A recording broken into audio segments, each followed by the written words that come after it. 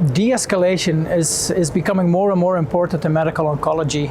We come from an age in which we used primarily chemotherapy to treat patients, and with chemotherapy more was always better, but more always comes with more toxicity.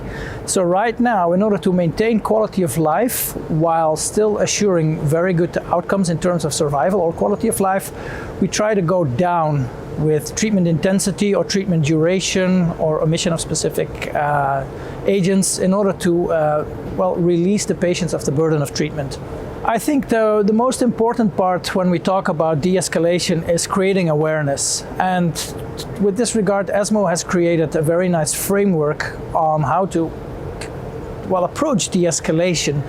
What strategies are there? What are the drawbacks? What are the advantages of each strategy in de-escalation?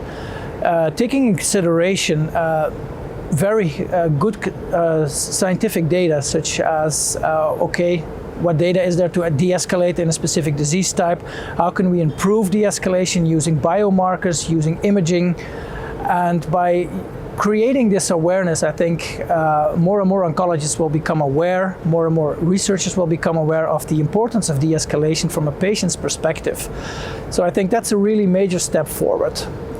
In addition to that, I think more and more de-escalation trials need to be done, not only in diseases that have inherently a better outcome, such as breast cancer or colorectal cancer, where we see a lot of de-escalation happening, but we also need to consider how do we approach de-escalation strategies in more rarer diseases, where it's much more difficult to prove that de-escalation is safe.